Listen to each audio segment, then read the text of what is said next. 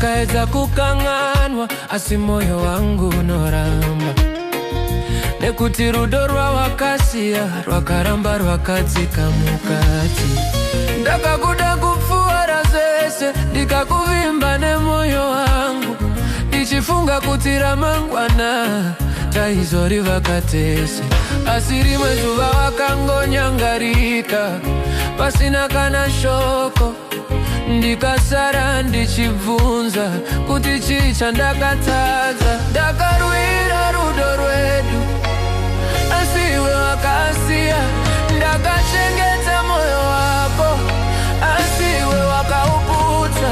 Moyo wangu wakachoka, asi ndichiri kufamba. Vanhu vachiona kunyemwerera, asi mukati ndiri kuchema. Moyo wangu wakachoka, asi upenyu unoenderera. Ndakarasikirwa nerudo, asi handingarasikirwi neni. Dzimwe nguva ndinonzwa sekuti uri pedyo neni, asi pandinotendeuka ndinoona kushayikwa kwako.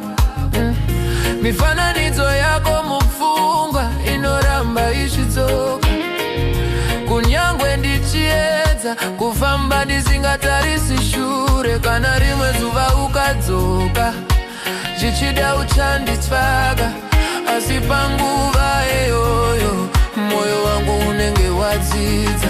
Rudo rwako rwakandiputsa, asi rwakandisimbisa, nekuti marwadzo anoita munhu kusimba. Moyo wangu wakachoka, asi ndichiri kufamba.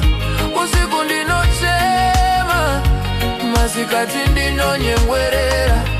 Moyo wangu wakachoka, asi ndichasimuka. Rudo rwako rwakandisiya, asi upenyu unoenderera.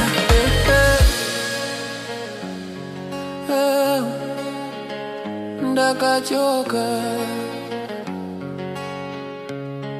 asi handina kupera.